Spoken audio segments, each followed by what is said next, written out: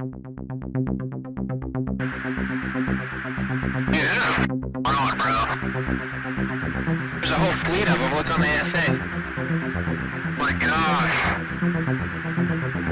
They're all going against the wind. The wind's 120 knots from the west. Oh, big dude.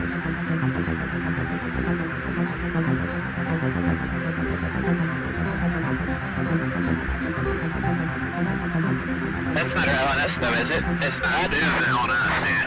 Well, if there's like another thing, it's rotating.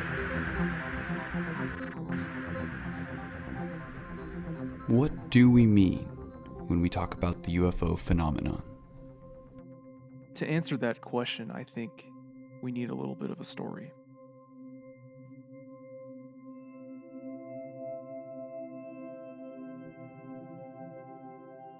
On June 24th, 1947, an American civilian pilot named Kenneth Arnold was flying near Mount Rainier in Washington state when he encountered what he claimed to have been 9 disc-shaped objects in the sky, moving in a V formation. Arnold's sighting created a media frenzy and took the world by storm. The objects were dubbed flying saucers by the press after Arnold attempted to describe their unusual flight characteristics, bearing resemblance to saucers skipping across water. It was later reported by the military that no test flights of secretive, classified aircraft were being conducted at the time in the region. Nearby, a prospector on Mount Adams reported seeing 6 similar objects in the sky around the same time of day as Arnold's account. The event galvanized the public and is now widely regarded as the birth of the UFO mystery in modern American culture. But Arnold's sighting was not the beginning or the end of this story. In fact, mankind's fascination with seeing unexplainable phenomena in the sky is a tale as old as recorded history itself. As preeminent researcher Dr. Jacques Vallée and his co-author Chris Aubeck write in their book, Wonders in the Sky, quote, Emperor Charlemagne was thrown from his horse when an unknown flying object flew over him in 810 AD. Joan of Arc was inspired to take the leadership of the French armies and throw the English out of France after getting instructions from beings of light in 1424. Christopher Columbus saw strange light as he approached America, and the claim of an apparition in Guadalupe was responsible for converting millions of Mexican Indians to Catholicism in 1531, end quote. These cases are simply a sample of a long history of accounts as old as antiquity itself, but they highlight an important distinction to make when we consider just how old mankind's relationship with the unknown is, especially when it comes to phenomena we have long witnessed. At the end of the 19th century, slowly approaching Kenneth Arnold's encounter, an incredible flurry of bizarre sightings took place across the United States. Zeppelin-like objects were spotted over the country from 1896 to 1897, though many researchers believe there was a wider phenomenon of airship sightings taking place in the 1880s and early 1890s around the world. The accounts took a turn for the weird as many Americans reported encountering the crewmen and the pilots of these craft when they landed. They appeared to be human-looking, but there were many accounts in which the craft's occupants claimed they were not from Earth. Eyewitnesses reported that the crewmen displayed unusual and seemingly illogical behavior. Their appearances and clothing were either out of date, poorly fitting, or of a style that would not be seen in the cultural zeitgeist until years later. Mystery lights and strange dirigibles maintaining impressive flight times were seen by these countless individuals. But the first Zeppelin ever invented, on record, occurred in Germany in July of 1900. As Kenneth Arnold's sighting continued to approach, World War II became a hotbed of strange aerial phenomena. American pilots witnessed odd lights pulling impossible maneuvers around their aircraft before disappearing. The phenomenon became so widespread in the European and Pacific theaters that the American press picked up the story and quickly began to call the objects Foo Fighters. Whispers of new and exotic German technology circulated, but a concrete answer to the mystery never came to fruition. After Arnold's sighting in 1948, the United States Air Force established Project Sign in response to the growing number of UFO sightings taking place across the country. In its closing report, Project Sign stated that some sightings were most likely of legitimate aircraft, but efforts to determine their source proved futile and inconclusive. Air Force Captain Edward Ruppelt, who would later go on to become the first director of Project Blue Book, stated that Project Sign did develop an intelligence document known as the Estimate of the Situation. According to Ruppelt, the document stated that flying saucers were in fact real and not of American or Russian origin, and, ultimately, they were most likely of an extraterrestrial source. Other high-ranking Air Force officers rejected this outcome, ultimately dissolving Project Sign. In February of 1949, Project Grudge was established in place of Project Sign by the Air Force. It was heavily criticized by individuals like Edward Ruppelt himself, who stated that instead of investigating reports with unbiased procedures and protocols, the program operated under the belief that UFOs did not exist at all. Grudge concluded that virtually all reports could be explained away by natural or man-made phenomena, no matter how bizarre they might seem. The assertion didn't address the fact that Grudge could not fully explain 23% of the reports it collected. With the conclusion of Grudge, the Air Force created the infamous Project Blue Book with Ruppelt as its first director. The study began in March of 1952 and eventually concluded in 1969. Ruppelt claimed that several high-ranking Air Force officials were disgruntled with the results of Grudge, so Blue Book was formed.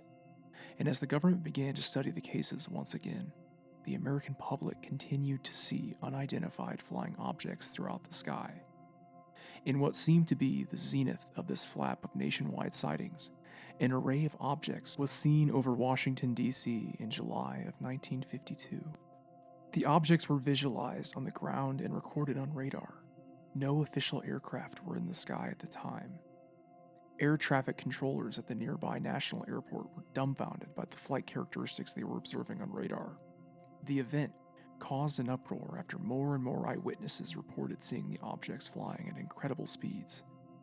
The sightings made headlines around the country, and as a result of the immense attention given to the event, the Air Force and the United States government were effectively forced to respond. With Project Blue Book as its public relations tool, the Air Force held a press conference where they claimed the objects were nothing but misidentification. The radar targets were simply cases of temperature inversion. Edward Ruppelt stated that many of the radar operators heavily disagreed with the Air Force's official explanation. In response to the Washington, D.C. sighting, the CIA made the decision to create a team of scientists led by Dr. Howard Robertson, a Caltech physicist. Included on this panel was Northwestern University astronomer Dr. J. Allen Hynek. The group, famously known as the Robertson Panel, began its investigation in January of 1953. Their goal was to come up with its conclusion about the sightings to be given to the American public at the direction of the CIA. A growing sentiment at the time among Air Force and naval personnel was that there was an otherworldly possibility for the more unexplainable cases. The FBI was also briefing Director J. Edgar Hoover on UFOs. Ultimately, after convening for an approximate time of 12 hours to go over nearly 6 years' worth of data, Dr. Robertson gave the final verdict, and the panel concluded that the sightings and accounts could be explained away by misidentification of prosaic factors such as man-made aircraft, weather anomalies, and many others. Dr. Hynek years later stated that he was negatively impressed with the panel's decision. Another member of the panel, Dr. Thornton Page, later said that the panel tended to ignore 5 or 10% of the UFO reports that are highly reliable and have not yet been explained. Page would later reveal even more startling information about the panel. He stated, "Dr. Robertson told us in the first private session that our job was to reduce public concern and show that the UFO reports could be explained by conventional reasoning." The Robertson panel marked the beginning of the state's actions to finally quell the UFO issue once and for all. Blue Book had been stripped down to skeletal remains and would become the state's public face for its UFO investigations, nothing more than a tool to keep public interest at bay. Dr. Jacques Vallée stated that he had uncovered a letter from Dr. Hynek's records dated around the same time as the Robertson panel in 1953. It was from a scientist named Cross of the Battelle Institute, a private nonprofit science and technology institution. It was addressed to the CIA. Valet points out that the letter, mentioned in some of his earlier books, shows that Blue Book remained the official PR campaign for the state, while the true official investigation of the UFO mystery was to disappear underground, out of public view. Blue Book concluded in 1969, but its very own Dr. Hynek remained skeptical of its final remarks years later. He thought the UFO mystery was unsolved and represented a matter that deserved far more scientific and historical investigation than the US government was publicly giving it. Hynek began to discuss his own discontent with the Air Force's decisions regarding its investigations into UFOs. He was asked during the 1980s in an interview what changed his opinion on the mystery. He said, quote, "Two things really. One was the completely negative and unyielding attitude of the Air Force. They wouldn't give UFOs the chance of existing, even if they were flying up and down the street in broad daylight. Everything had to have an explanation. I began to resent that, even though I basically felt the same way because I still thought they weren't going about it in the right way. You can't assume that everything is black no matter what. Secondly, the caliber of the witnesses began to trouble me. Quite a few instances were reported by military pilots, for example, and I knew them to be fairly well trained, so this is when I first began to think that, well, maybe there was something to all of this." End quote. Government disinterest in the UFO mystery was in full effect beyond Blue Book's shutdown. Like the decades before, the mantra now was all about denial and ridicule. While the public investigations had ceased, sane, sober, and credible American citizens were continuing to witness unexplainable things in the sky. On March 13, 1997, one of the most staggering mass sightings of a UFO in human history took place over Phoenix, Arizona. An incredible formation of triangular-shaped lights was seen in the night sky. Many eyewitnesses thought that a large portion of the night sky had been blocked out as the formation of lights moved, potentially indicating that a massive object was silently maneuvering overhead. At the time, Governor Symington of Arizona stated that he had also witnessed the lights and called them otherworldly. The UFO mystery began to receive far more attention when in December of 2017, the New York Times published an article called "Glowing Auras and Black Money: The Pentagon's Mysterious UFO Program." Out of the shadows came Luis Elizondo, an intelligence officer who had been running the Advanced Aerial Threat Identification Program, otherwise known as ATIP.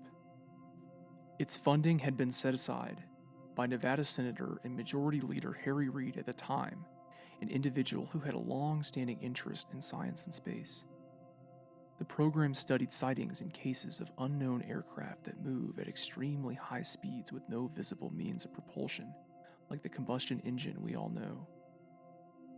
Along with this article came a collection of videos from the Pentagon, including the now famous Tic Tac UFO incident with the USS Nimitz in November of 2004. Fighter pilot Commander Fravor was asked to investigate potential radar targets off the coast of Southern California. They were reporting that an object was hovering around 80,000 feet and would descend to right above sea level within less than a second. Fravor and Alex Dietrich, another naval pilot, were witnesses to the presence of a white, oval object with no visible means of propulsion for about 5 minutes. The object seemed to respond to Fravor's actions even though it lacked any visible evidence of control surfaces, panels, thrust, or any conventional characteristics we might find on our own aircraft. Other videos were released, including the gimbal footage, which shows a pilot's FLIR camera locking onto an unusual object that appears to rotate against the wind without losing velocity. The audio of that encounter can be heard at the beginning of this episode.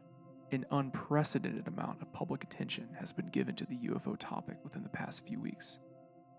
The recent 60 Minutes segment, which included interviews with Commander Fravor and Lieutenant Commander Alex Dietrich, has drawn millions of views on platforms like YouTube. And, as if it couldn't be timelier, the U.S. intelligence community is expected to deliver a report on unexplained aerial phenomena to Congress in June. The unclassified report will be delivered by the Director of National Intelligence and the Secretary of Defense. The report's goal is to publicize the Pentagon's data and findings on unexplained aerial phenomena. What conclusions that report will make is still a mystery. On this episode of COINTELPRO, we sit down to interview one of the prominent journalists on this topic, Tim McMillan. Tim is a journalist for his news outlet, The Debrief, and has also written stellar articles for Vice and Popular Mechanics about the Pentagon's UFO program and unexplained aerial phenomena.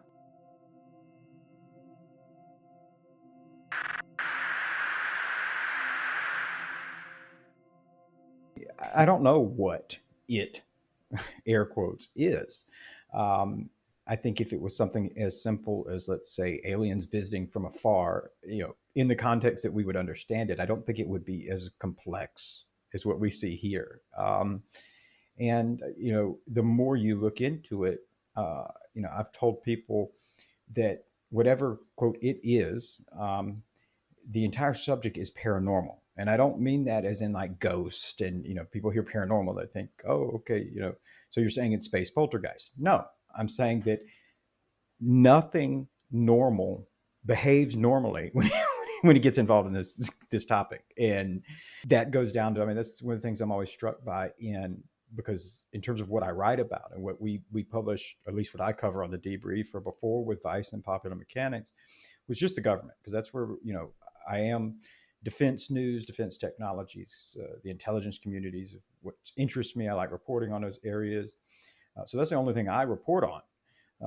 But even in those contexts, especially when you're talking about something like the Department of Defense or the military, that's very rigid. It's very everything. There's policies for policies. Stuff gets weird when this topic is brought up. Public affairs doesn't behave normally. People don't behave normally behind the scenes. And that's not to say there's this underlying kind of John Keelian, Machiavellian presence here. It just means that something about it is just not normal. It's paranormal in how it's treated and everything. And I think that's, I think it's interesting to hear that you guys kind of assess it and look at it from that way, because maybe that's one thing in coming from psychology you appreciate, is you realize that the world's really weird. Reality's really weird. There are things are not nearly as concrete as people probably think. And I think that's one aspect of this whole thing, that this idea of how would we perceive things that we lack the language to describe, which is very important. How will we perceive that? Because it's not it's not woo woo, but there's both research psychology and neuro psychology research that shows that our realities is formed by gating and neural gating, and so we're just narrowing things down to fit, but there's a lot more going on, and so there's a larger, more fascinating kind of aspect to all of this for me as well. This phenomenon, right, that had been mostly sort of occurring, in people's heads, right, as physical, or at least that was the perception of it. And now in these last few years, right, we have these state disclosures, right? Mm-hmm. And you talk about, how, can you talk about the space that's created for, legitimate journalism to be done when something moves from that space to something that is starting to be verified, by the arbiters of authoritative knowledge? Right. No, that's a great question. It's a great point to make, because you're absolutely right in terms of what you're allowed to talk about or not talk about, whether it's in technology, science, or just in positions of authority, because there's no credentialing body that deals with UFOs. There is no standards, measures. There's no acceptable practices. And so what that creates is kind of this neverland where people can live out their dreams, or they can do whatever they want or say whatever they want with some sense of being definitive. And I had a saying back when I was an instructor and lieutenant back in law enforcement. It was the loudest dog in the room is the weakest dog in the room. And that usually means the loudest person is the person who's the least confident in themselves. But as we see in just society, whether it's UFOs, whether it's politics, whether it's climate change, the loudest voices are the ones heard, and it becomes like this, well, this is what this is.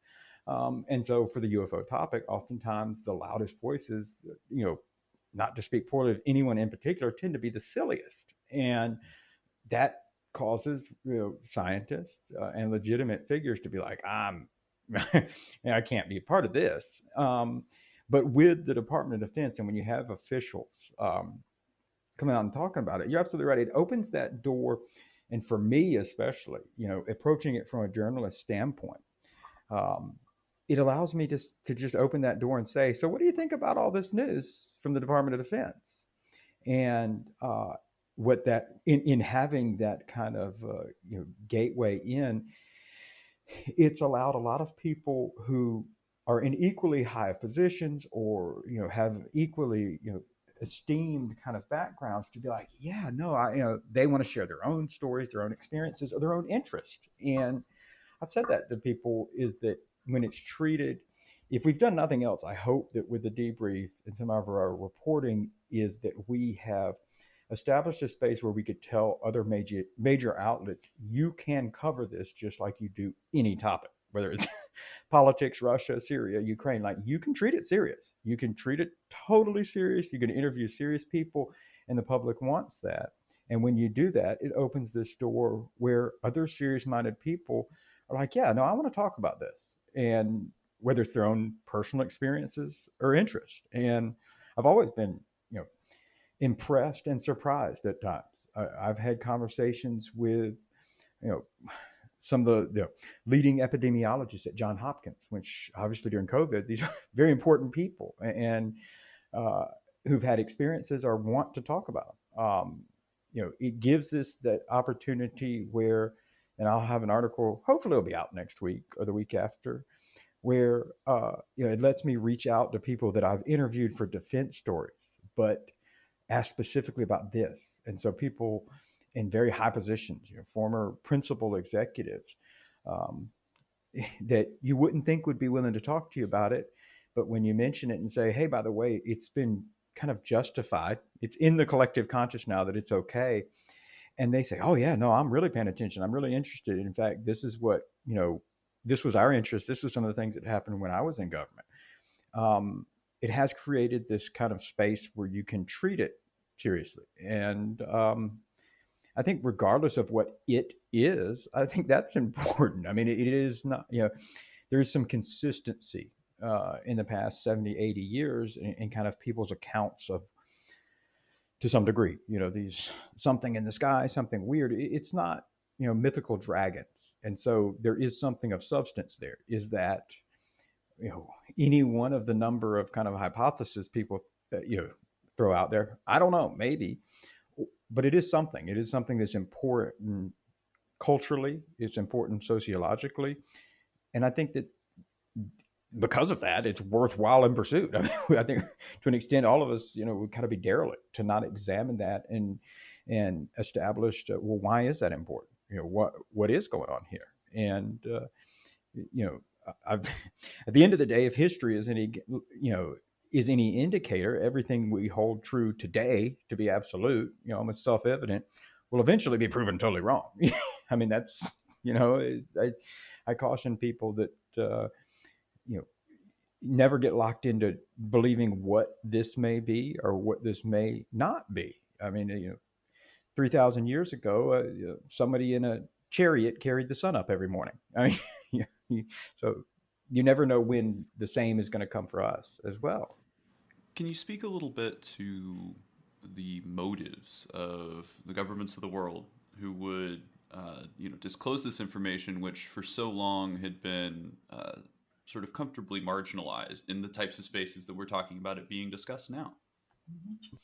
I definitely don't think. I think that there's this large segment of the population, especially the people who are really devout enthusiasts to the topic, believe that this is all being brought on because of, you'll hear the term disclosure discussed often with a big D, capital D. And that means that it means various things to different people, but the sum of it is that somebody in credentialed authority, and in this case the government, is going to at least acknowledge and justify this is real. These things are real. They're really coming.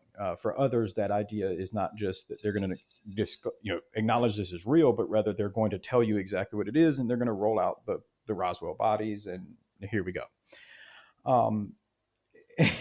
And so why would they do that? Well, I find, and especially in talking to people, and that's what you do when you go with this investigative approach. People ask, well, how did you do this or whatever? It's like, man, it's the same thing I did back when I was in law enforcement. You're just making connections, and you're an honest broker with people, and you just pick up the phone and talk to people, and it gets you places. And when I've talked to people in high-level positions, whether it's former White House advisors, whether it's former secretaries in one of the branches of the military, something like this, it's very interesting because the answers become really mundane, but understandable. Like there's not this giant cover-up that I think, if there is, I haven't found it. They're good at it. And I think the idea that the government could really, in a really sophisticated, institutionalized way, cover anything up. You won't hear a lot of people who've actually worked in government for any length of time espouse that very often, simply because it's hard to get government to do anything. It is the bureaucracy in and of itself is a cover-up. But I think when you look at it, it narrows down. Why are they talking about it now? I think it narrows down to a small group of people, namely Lou Elizondo, who was a former director at the Undersecretary of Defense for Intelligence Office. There we go. High-level position, somebody I've spoken to many times, coming out and saying this is real. Christopher Mellon, who's been with him in that same camp, former Undersecretary for Intelligence, who I have also spoken to several times. And, a lot of people know him now as the UFO guy, but he is also the person who, the first 30 minutes after 9/11, sat in the Secretary of Defense's chair and was charged with the entire military. So these high-level people have kind of forced this conversation out into the open. I definitely don't see anything that resembles effective strategy on the government's part, like this idea of talking about it. There's a lot of confusion, and which leads to more confusion as it comes out. And I think it's kind of been forced upon people within governments to talk about it now. It's not going away. And that in and of itself, I think the government's still trying to grapple with how do they handle that? How do they deal with that? Because, and it's a topic that gets very nuanced and gets blown up. And so, even with what has been made public or they're talking about, I think that statistically, anybody who's done any serious investigation has always said 90% of these sightings have some sort of prosaic explanation. They're a misidentification. They're not interesting, and I think that's the same thing here. But it's easy. Right now, everything, the drones, if you can't recognize a drone, it's a UFO. But I just think there's this limited little narrow sliver that is really, truly bizarre. And that one's hard to talk about for governments in general. But I think as it's kind of come out more, a lot of the ways that, the unknown is chaotic for anybody's mental state. It doesn't, the government's made up of human beings. It's not robots. And so it's chaotic for the government. It's chaotic for the people. But as people are talking about it more, I think a lot of the things that they have mitigated that chaos with for years, as in like, wait, that's not you. I thought that was you. Whether it's other countries, whether it's other, the Navy's looking at the Air Force. I think the idea of actually tackling this problem, and I've said it before, it actually is going to have to begin with getting like the heads of every branch and component that would have equities in this together in one room, and everybody have that first conversation saying, wait, this isn't you? No, that's not me. That's not you. That has to get out first, where everybody's like, oh, damn. We always just said it was probably you, but if you're saying it's not you, what do we do? And so I think that's kind of what we're seeing more here. As it's been forced out, people are being forced to now check with each other and go, well, wait, we did have this weird thing happen. We just assumed it was you, but okay, no, this is odd. So, Tim, do you think more of that particular conversation between governments might unfold this summer with the release of this incoming report from the UAP task force with Congress and all that? I don't know. I think I've been one to be very cautious in telling people not to get too excited. I mean, you've got Yeah. some people that have Christmas counter downers, that are counting the days down to June 24th because they think there's going to be this big reveal. And the first thing I'll caution people is that even though the Intelligence Committee submitted a directive for the national or the Director of National Intelligence to submit a report on their activities or their inquiries into unidentified aerial phenomena, and that report should be unclassified with a classified annex.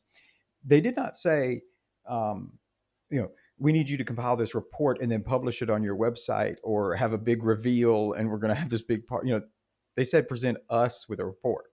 Now, the fact that it's unclassified means that the American public should have access to it, but there's no obligation from anybody. I mean, I think because it's generated a lot of attention, I would be surprised if they didn't try to get ahead of it and then simultaneously make that report public. But like I said earlier, the topic itself is paranormal. Nobody does anything normal. You would think that they would do that. But most importantly, first of all, I think in reading the language of that directive, I've always said, to me, it's very indicative of a precursor legislative action, meaning that you want to compile everything together and say, well, how many incidences have you had, or how well have you been able to determine this and that? And the party that's being addressed to it, in this case the Director of National Intelligence, comes and says, well, we have X number of cases, or here's where we're lacking or deficient in being able to truly assess this. And so it's a precursor for funding. And legislature, it lets them know, okay, we're not effectively tackling this. Now we need to address it. Government doesn't move fast, and so I definitely would not expect, a bunch of videos, a bunch of pictures, even in its best case scenario. I would imagine it to be very consistent with a lot of things that are released. If you look at look at the report on the election interference that was just released by the Director of National Intelligence, or the Saudi Arabia killing of Jamal Khandashi.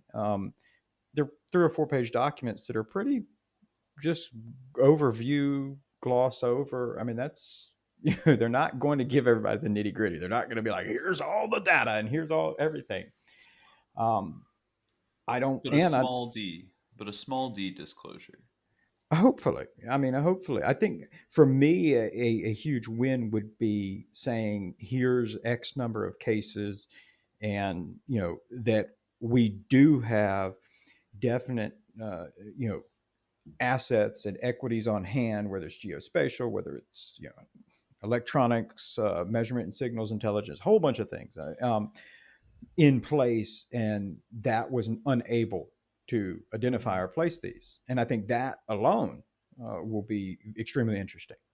That might not satisfy the masses, especially people who feel like the government knows a lot more.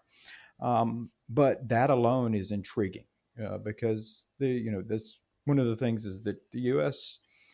has near ambiguous intelligence, and they have some of the best apparatuses in the world. They have the best in terms of global coverage, and so the fact of the matter is, if they say, well, no, we are able to definitively say this is an object, this is real, this is not a glitch in a system, and we have multiple sensor intelligences confirming that, yet we can't identify it.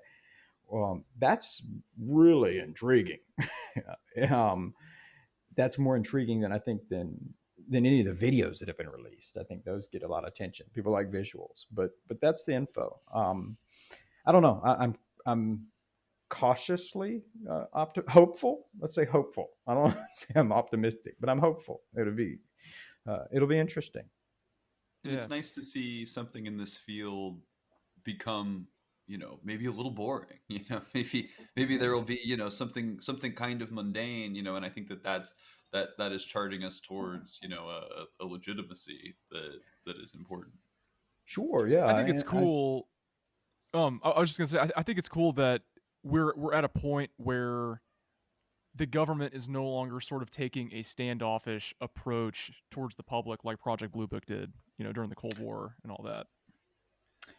So so far so good. Yeah, I think it's going to be a difficult, and that's another thing that I caution people to realize is that if everything I just said is accurate, so you have multiple sensor data, and I have absolute reason to believe that in some of these instances that is absolutely true, that you have multiple sensor data and eyewitnesses, and you're still not able to place that. Um, that's really interesting, but what that represents is a vulnerability to national security, and you don't talk about that. That's why you don't talk about vulnerabilities to national security. And so I think to an extent, hopefully the government will be um, a little more forthcoming, but I would caution people that those really, really interesting cases, they represent vulnerabilities to national defense, and it's just not something the government's going to say, even if they believe it is truly aliens from Zeta Reticuli, because your adversaries are going to exploit those very same vulnerabilities. Why wouldn't they? there were recently released leaked naval pilot images that George Knapp and Mystery Wire sort of acquired. I saw that you guys did a write up on it. I was kind of curious what your take is on that video because I've seen a lot of skepticism online about the nature of those videos and people sort of getting into the nitty gritty of like, oh, these are just this is just lens flare that this naval pilot is capturing. I wasn't sure if there was like sort of corroborating like radar data or anything like that. Sure. No, not that I'm aware of. I mean, it's very, very limited information, and that's one of the things that I hope separates us at the debrief in how we report, Mm-hmm. and it's kind of the standard that we're willing to report on this stuff. Is we do report on things that is backed up by official statements, and in this case, the government actually came out and acknowledged that those videos were indeed at least captured by Navy personnel and were part of materials used by their unidentified aerial task force. Um, but beyond that, in terms of like speculating what it is or even quote unquote debunking it, we don't get into that. And I'm always very cautious in that as well, because that's not how investigation works, really. You don't, and it's not how science works. You don't take this little tiny fraction. And I understand, I don't begrudge anybody for doing that. I don't begrudge anybody for their kind of critical thinking there. And some of the best, I'd say, debunkers that I even get into it with, but I have respect for people like Mick West. They acknowledge, well, I'm just looking at all that I have here, and so for me and our approach, before we come out and say, here's what I think or don't think, um, there needs to be a lot more. Any judgments made on low data and low information are typically bad. And so in these Mm-hmm. instances, we have low data. And I know that it's been proposed that it could be an artifact from the aperture from the camera, the one video that was released. It could be. I think the missing link there is talking to the people who filmed it. Mm-hmm. Knowing what system that they filmed it on. Did it have a 3-blade aperture or a lens cover? I mean, that's vital. If it didn't, well, then we're back to the drawing board. What other? I mean, the neat things when we're talking about military is that these are, this weapon systems and the integrated systems they have. They're designed for war.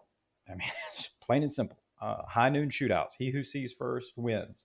And so, the idea that they have multiple data points on this, whether it be surface radar, airborne radar systems, electronic systems, you name it.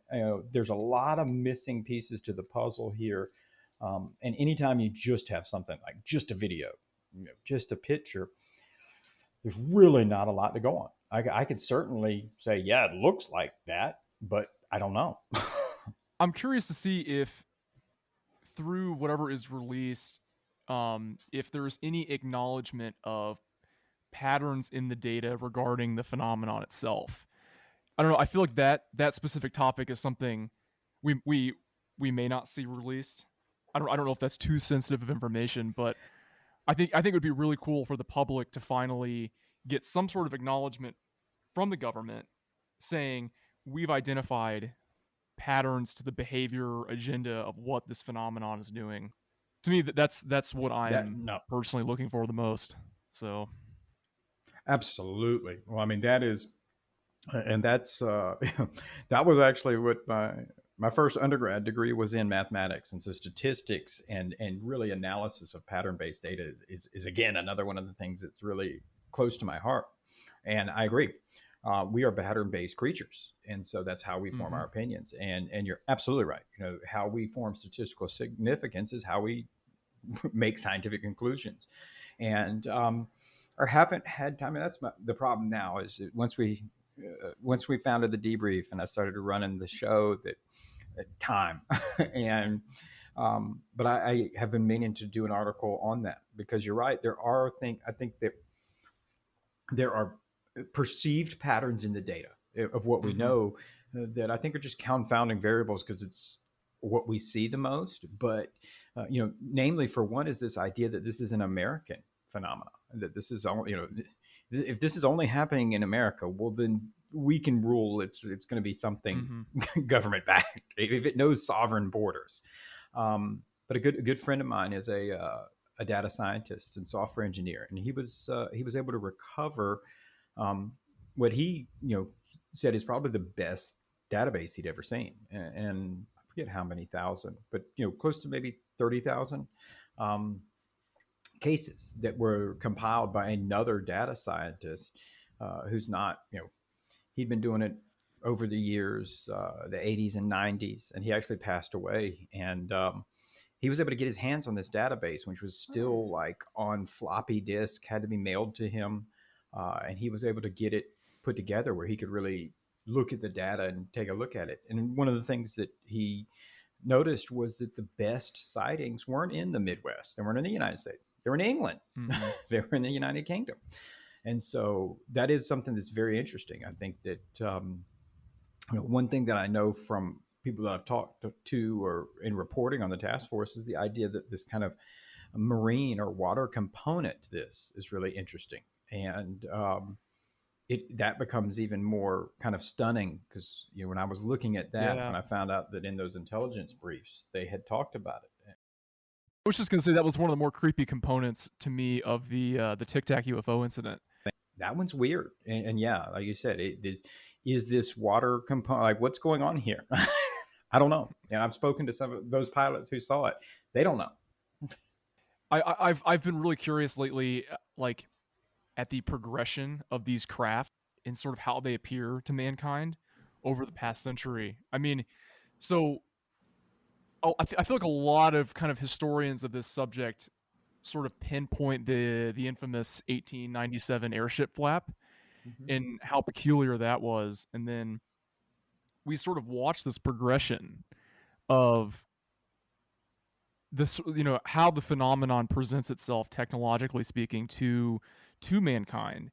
So we start with the airship flap, where you have essentially what are just zeppelins flying around before any sort of a man-made aircraft was made. And then you get to World War II, we see the rise of the flying saucers, and then kind of, I'm not sure when Black Triangle sightings started, but those, that arose in the 60s and 70s, from, I guess, to my knowledge. And then you get into the modern day, and now we have Tic Tac UFOs and weird cigar-shaped objects. And I'm very, very intrigued by that, because you're absolutely right. It is, how people perceive these is that they always fit the paradigm at the time, except they're just a step ahead. It's interesting because you're right. And that goes into this idea that if you see something truly anomalous, and yet for whatever reason, and that this is something that maybe is always in our environment. It is, or it could be transient, it could be sentient. It doesn't matter. But for what it is, something that's normally kicked out. You're not perceiving it, but for whatever reason you perceive it at that moment in time. You have to perceive it, the best you can. You've got to form that pattern. And so, if you look up, oh wow, this, nothing about it is normal, but it's in the air, it's moving. Okay, your brain, is making all these decisions very, very, very fast, and it goes, Mm-hmm. it's a drone, and so it's drone shaped, but it's alien because it's not normal. Boom, I've got it. I think that's interesting, and I think the counterpoint people bring up, well, what about the pictures and videos? And I say, I don't know what to tell you. That they're either all fake or life's weirder than we realize. But Mm-hmm. to me, this isn't discrediting it. Instead, it's just telling us what the reception mechanism tends to do when it sees something anomalous, right? That what we would expect to see is a consistent reaction from the mechanism being used to perceive it, right? And this sort of interpretive act, it is consistent, throughout the Absolutely. phenomenon. Absolutely. Yes, it's not by any means discrediting, saying that these are merely just manifestations of the mind. Short of saying, well, no, how you're constructing it, how you're perceiving it is your manifestation of the mind, but its existence is real. And I don't think that's nearly as abstract or woo woo as people think, because it Mm-hmm. doesn't matter if you're talking about aliens, you're talking about trans-dimensional being, you're talking about anything. These are entirely foreign. Now we can make movies, we can pretend, we can do whatever, but in the truth of the matter is those are constructs of our imagination or whatever. That's how we're going to perceive it. You can't truly perceive something that's totally alien. You can't perceive their psychology. I mean, that's I caution people with that, because there is this sort of there is a sort of pattern to where these things show up a lot around nuclear sites, and people go, oh, Right. Yeah. it's our space brothers protecting us. And I'm thinking, well, did they just have a day off whenever they were doing all the nuclear tests in Nevada and everything else? Like, that doesn't make sense to me. But I think that in and of itself adds to the conflict, because imagine that it is aliens. Imagine that it is transdimensional. Imagine it's everything, and it does come. Maybe it's here. Maybe whatever. It's transient, and it really doesn't give a shit about us. I think Michael and I have kind of discussed this many times over the years, but I always get kind of weirded out by people who make assumptions about like the agenda of the phenomenon, and those people specifically being those saying like, oh, clearly these aliens or whatever this is, it's here to help us and all that. But I think the data, at least to me, points to a different explanation, that being like, okay, we're dealing with something that continues to, at least to us, sort of like operate in the shadows a little bit, yet it continues to display itself to our military in ways that sort of, at least to me, seem like, oh, hey, this is what we can do, and there's nothing really that you can do about it. Mhm. Um, and I don't know, to me, that strikes me as, I shouldn't say not friendly, but it strikes me as like they don't give They a don't shit care. about us. Yeah, They don't. right. They Exactly. don't. Well, and the other side of it is, because it is just unknown. So the thought experiment is that, under the Mm-hmm. same principle that I just mentioned, that, how do we perceive anomalous things in our environment that we have no language and we have no existing body of knowledge to describe or Mm-hmm. discuss? How do we perceive that? Well, how does something else? And so the idea is, Yeah. what if they don't perceive us? But these brief instances, we're like, holy shit, what is that? Is that possibility there? I think that idea, I think one of the more fascinating kind of thought experiments I've had with my own friends is the idea that, what if these are some type of self-replicating probes or advanced AI? You're only going to be able to program in a system that is able to process environment based on the environment it was programmed in. And so, it takes out, maybe it can be alien, it can be from a civilization that's long been destroyed now, but it's sustained itself. But in its programming, human beings aren't part of it, because, nor animals, nor anything else, because they wouldn't have had any knowledge of it when it was programmed. And so, could you see the kind of encounters that are going on with the military and everything, or these nuclear site encounters, simply be that, nuclear radiation? Well, we know that does exist out in the universe. Radiation's all over. So is it just like, Mm-hmm. oh, that's familiar, I recognize that, and so I'm going to swing by here? But outside of that, is it equally just as lost, is it as confused by us as we are by it? That's intriguing. Again, it's all kind of thought experiments. because we don't as know. though it were as though it were an AI trapped like a moth against a light. Yeah. Yeah, Hmm. yeah. A lot of this phenomenon can leave people feeling with some doubt or a sense of inadequacy on the part of the authority structures that exist in human society, right?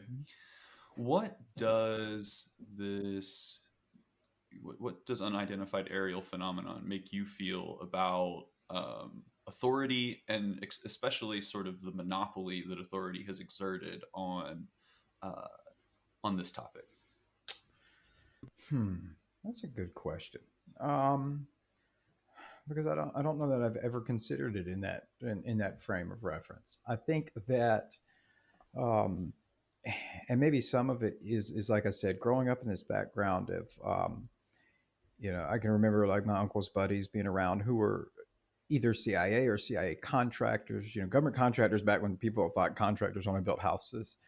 And you realize they're just human beings and they're just people and they're just there. And so maybe I have a more humanized view of the government, realizing it's just made up of a bunch of people, all of different views, good, bad, you name it. Um, but I think that, one of the things that I continuously have walked away is this idea of it being omnipotent and godlike, like it knows everything and well, clearly they know what it is. I don't think is accurate. And I think that when it comes to, let's say, the control of information and everything, um, I think there's much more human factors that go involved than people recognize.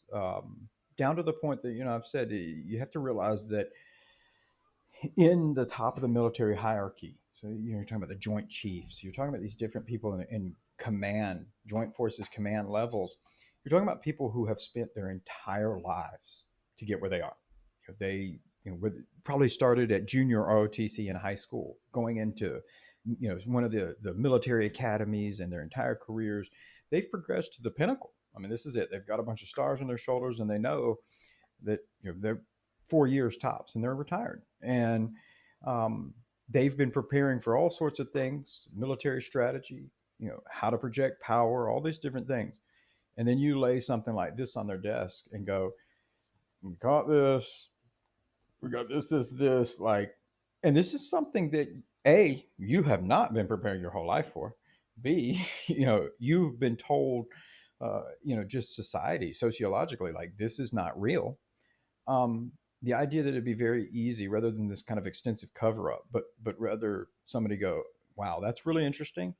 And I want to make sure the next guy who sits in my seat knows all about it because I don't know what the hell to do with that. And I mean, like, I'm not going to be known as the guy who brings this out because, clearly we don't know anything about it and we don't know how to handle it. And so here you handle this. Um, I think that that's a very real possibility. I think that the idea that the government at certain points in time has known more and Hmm. forgotten is true. And people always are like, what? There's got to be an MJ12. And I tell them, well, Google the term fog bank. And fog bank is a classified substance that's in all nuclear weapons. And we don't know what it is, but it's a component that's important for our nuclear arsenal. And they reached a point a couple of years ago where they realized that fog bank, they're like, hey, I think we need to replace the fog bank in our nuclear weapons. And then they realized, holy shit, nobody remembers how to make fog bank. We don't even have the facility to make fog bank. And everybody who made it is now either retired or dead. What in So the world? yeah. So you think about like our nuclear weapons, this weapon to destroy the world, and they literally were faced with this like, oh wow, we forgot even how to deal it. So no, yeah, like the possibility, that's why I laugh. The Raiders of the Lost Ark idea of some Roswell crash isn't as crazy as it maybe sounds. You're like, I don't know what the hell to do with that. Shove it in a box, and then 10 years from now, somebody unpacks it and goes, what is this?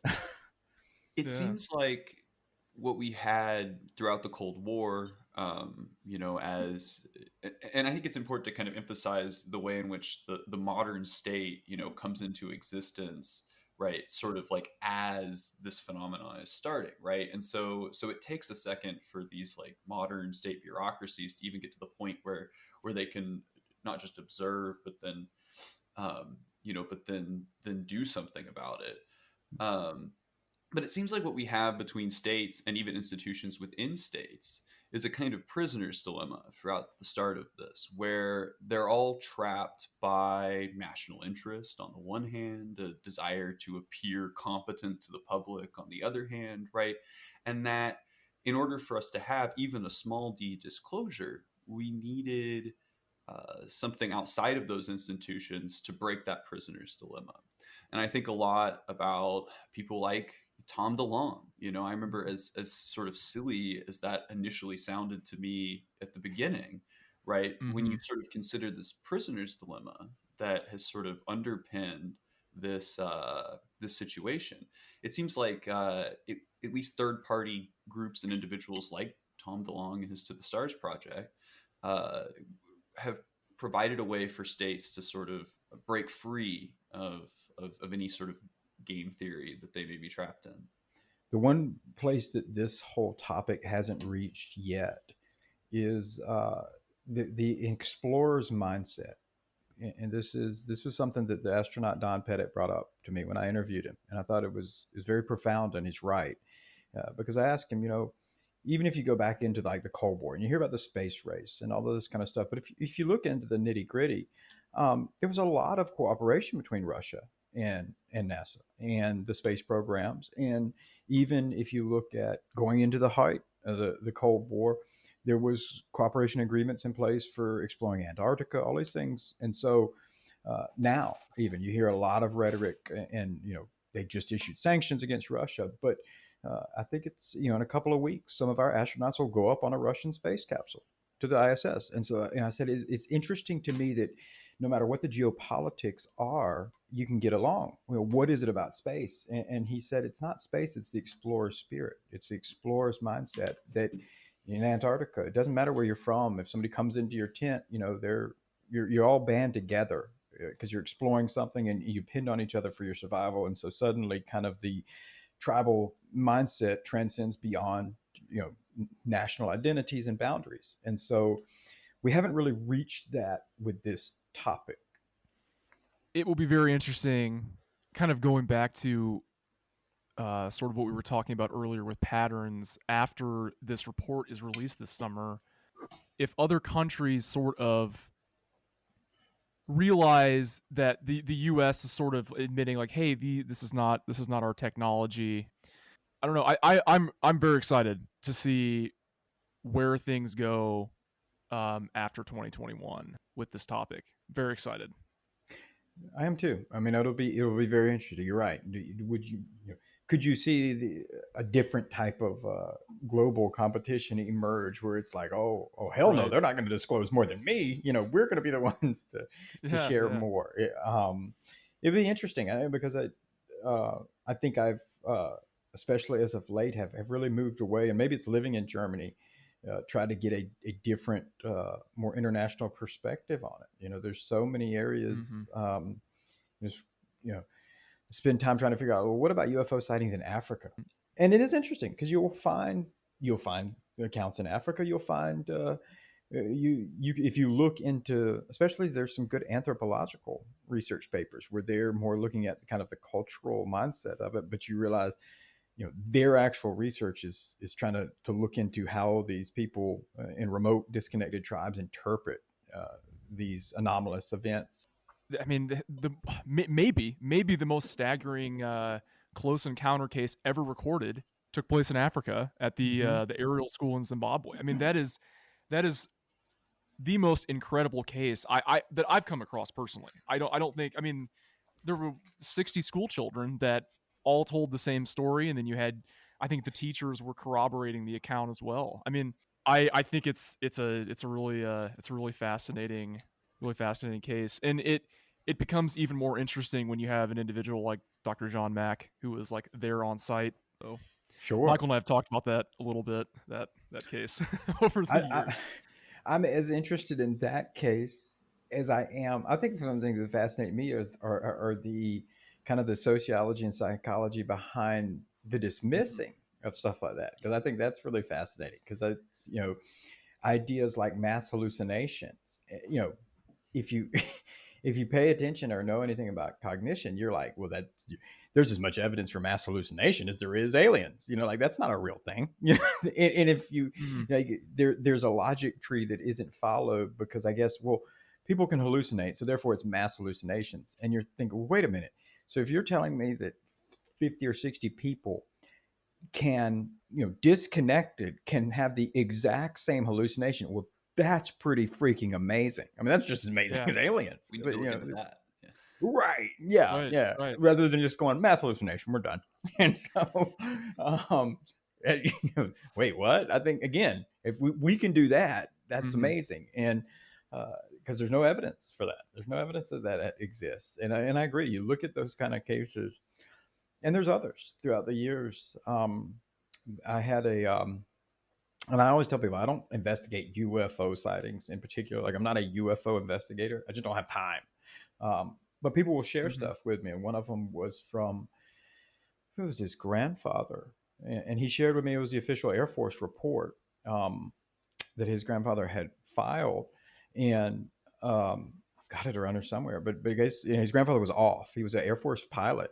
He's off, and he sees these, saucer-shaped craft on the ground, landed. He gets out and comes within like 50 feet, 10 feet of them. Oh, wow. Yeah, they take off and everything.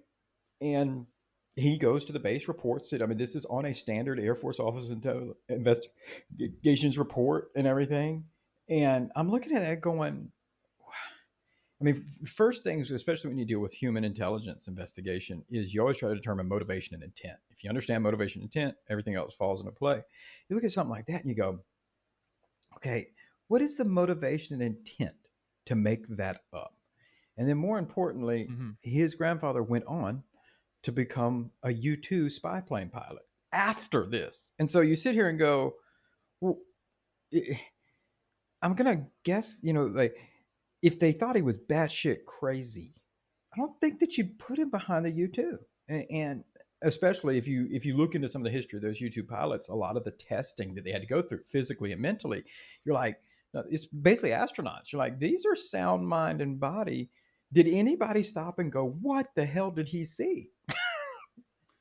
And that's the reason that the military disclosures are so great, is because that it's coming from a system that ultimately disincentivizes that kind of reporting and behavior. That's a good point. That's a very good point. You're right. You have every these ones that we see are very limited in scope. And I spoke to a good friend of mine who's still active duty Navy, and he talked about these encounters and everything, and because it's become so prevalent now, he's like, man, it comes up organically. Like, we're on the ships and stuff out at sea, and he's got an intelligence position, but he'll go up to the CIC or where the captain's, where the command center is, and he'll be like, so what do you guys think about all these lights and stuff? And people are like, oh yeah, the aliens, bro. Oh yeah, we see them all the time. They're like, yeah, no, sure. And he's like, they'll pull up radar tracks and stuff. They're like, oh, see, 2,500 knots. And he's like, whoa. But he's like, now it's like, oh yeah, totally normal. And I said, God, but people aren't reporting it or whatever. And he's like, you got to understand. And he's right. The average military mindset, it's a very, very rigid kind of culture. And in fact, even basic training, everything, you're training people to perform in high stress life and death situations and not question and outside the box thinking anything. There's a policy for everything. And so the idea of UFOs and aliens, like, that's for people who live in their mom's basement. Don't worry about that. Let's go get some commies. That's kind of the mindset. It's, they don't really, they're like, yeah, now that happened, but that's not real because I've been told it's not real. And so, the DoD has done a good job in the fact that there is no policies behind it, and that's what's fascinating. Is there's not even the term UAP that they're using now is unofficial. It's not in the official DoD category that lists everything that's there. And so when you're in something that rigid and there's policies for policies, but you don't have a policy for this, it just doesn't exist in that world. So it's like, nope, saw a UFO, but there's no form to report it on. There's no nothing. The same thing happened when I was in law enforcement. We would have people call 911 and tell us UFO sightings. They would share details, draw pictures even. I can't remember any pictures that were taken, but they would say it happened. There's no report for that. I mean, we would just listen to people and go, oh, that's weird. We'll, I don't know, look around the sky. But it didn't go anywhere past that.